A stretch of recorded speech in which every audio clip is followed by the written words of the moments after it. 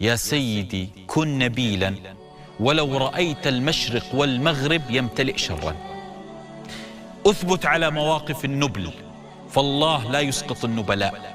يا سيدي نحن في ديننا نعلم ماذا فعل عم النبي صلى الله عليه وسلم ولم يؤمن به، ومات وهو لم يؤمن به، لكن أتحداك أن تجد آية وحديث تذمه احتراما لموقفه النبيل. حتى الله عز وجل لما رأى النبي صلى الله عليه وسلم يسعى لكي يهتدي عمه، قال الله عز وجل إنك لا تهدي من أحببت ولكن الله يهدي من شاء. لم يذمه بآية. حتى النبي صلى الله عليه وسلم ما ذمه، لكن انظر لأبي جهل كم حديث يذمه. انظر لأبي لهب، تبت يد أبي لهب، آيات ذمته، آيات. لكن عم النبي صلى الله عليه وسلم ما ذم لموقفه النبيل مع رسول الله صلى الله عليه وسلم. لما مات سمي عام الحزن، ونحن الآن حياء من رسول الله لا نذكره ولا نعيبه.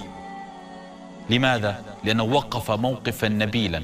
يا سيدي تعال للنجاشي، كان يضع بيده الصليب ويقف، نحترمه جدا لموقفه النبيل مع أصحاب النبي صلى الله عليه وسلم حينما تجمع الناس لتسليمهم لمكة، وهو وقف موقفا نبيلا وقال الأرض أرضكم مارسوا عبادتكم وأنتم في مأمن حتى ترجعوا إلى بلادكم.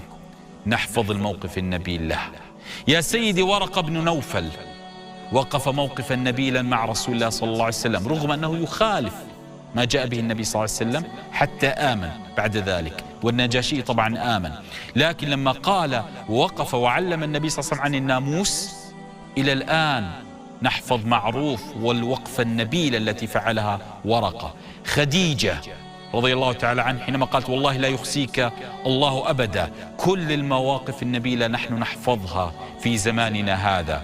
يا سيدي المطعم بن عدي مات على الكفر، لكن إلى الآن نحفظ موقفه النبيل حينما دخل النبي صلى الله عليه وسلم في جواره وحمى النبي صلى الله عليه وسلم وخرج ومعه أبناؤه وقال من آذى محمدا لألطخن جدران الكعبة بالدماء. وطاف النبي صلى الله عليه وسلم بحمايته هو وأبناؤه. إلى الآن نحفظ موقفه النبيل مع رسول الله صلى الله عليه وسلم. يا سادة الحياة مواقف، كن نبيلا. وأنت يا سيدتي كوني مثالا للنبل.